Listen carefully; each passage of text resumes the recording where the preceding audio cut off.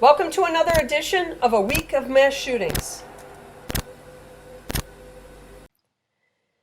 Okay, we're going to take a look at the mass shootings from October 9th through the 15th, and there were 7 during this time frame, and there were none on October 9th. So our first one starts on October 10th, and that was in Madison, Wisconsin, where 1 was killed and 3 were injured. And this is the first one Madison's had this year. And it happened at the Harmony Apartments, and the victims were 2 females and 2 males, all aged 14 and 15. And Kyesha Miller, a 15-year-old female, was killed. The police found over 50 shell casings, and 5 suspects got out of an SUV and were just firing indiscriminately. And that apartment complex that this happened at has over 130 calls, the police said, since July, since a man was killed there in July. So that apartment complex is not a very good location. Okay, there were none on October 11th. So we go to October 12th in Princeton, Minnesota, where 5 were injured. And this was, again, the first one in Princeton. 5 police officers were injured. They were serving a warrant to 64-year-old Karl Holmberg, who was arrested. Happened at 7 a.m., and the suspect was arrested at 10:47 a.m., and the police arrived soon after they arrived, they were being shot at. So basically they showed up, and this guy just started shooting at them, and it took them a few hours, but they finally arrested him. Okay, October 13th in Kansas City, Missouri, 5 were injured. And this is the 5th one in Kansas City this year. All the victims were male. It happened at 4:30 p.m. and all have non-life-threatening injuries. And it happened just outside Whittier Elementary School. And they're not sure why it happened, and there are no suspects. And I looked up this school just to see what kind of school it was, and it gets a great schools rating of 4 out of 10. And it's 70% Hispanic, so likely the victims in this one were Hispanic. And a 4 out of 10 is not necessarily a good school, but it's nowhere near, one of the really bad schools anyway.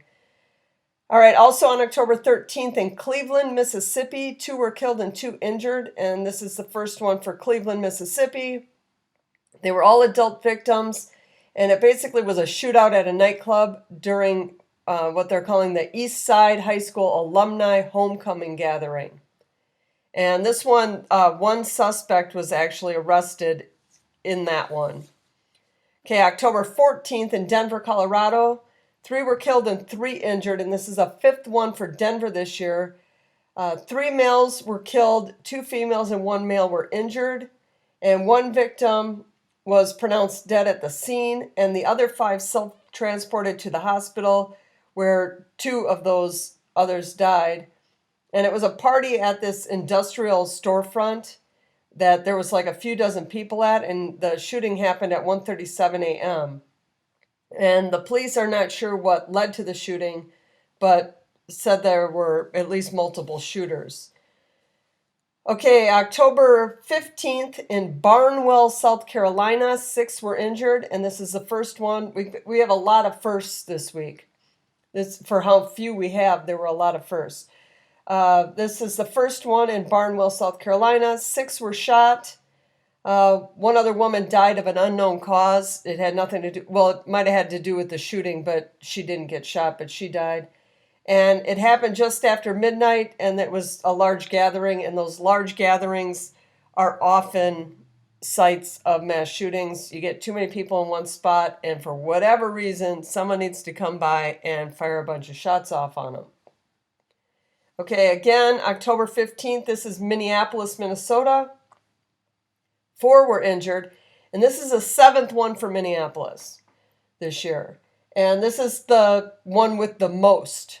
Out of all the cities this week, this is the one with the most. Kansas City and Denver each have had 5, and all the rest of them only had 1. So we talk about Minneapolis on this channel a lot because it's one of those cities for over a year. I've been waiting for the place to just explode, and it hasn't yet, but it's slowly creeping up. I expected it to get super bad, super fast. And I mean, it did in 2020, but it kind of has stayed relatively the same and maybe gotten slightly worse. This was a drive-by, and the victims were 2 males and 2 females. And again, the women are becoming more and more involved in these. We had a couple not long ago that the shooter was a female, and last week a majority of the victims were female. And this one occurred just after midnight, and it happened outside a music venue in the North Loop area. Witnesses say they saw police picking up shell casings up and down the entire block. And officers on horseback heard the shots and got over there minutes after it happened. I don't know how effective officers on horseback are in this Minneapolis North Loop area, but I imagine it's faster than them being on bicycles. But I don't know how many cities use officers on horseback. But that I saw that on there, and I thought that was kind of funny that they use horseback officers in Minneapolis. But those are the 7 that we had this week, and I'm not going to say that that's a suspect number. It's definitely a low number. We should still be in the low double digits, but things are starting to get colder places, and maybe it's just we're already getting to winter numbers, and we're probably, I didn't look to see where we are as far as being behind the 2021 690 record-breaking year. I know we're behind it. I should have looked to see where we were, how far we are behind it. We're well ahead of last year's pace, but we're nowhere near the 690 pace of 2021. And with this 7 this week, we're for sure well behind it. We're probably getting maybe close to a week behind that pace. So we'll have the number at the end of this year will be somewhere between 2021 and 2022. This is a weekly video, so if you like this type of content, hit that like button, leave your thoughts in the comments, and consider subscribing. And I'll catch you next week.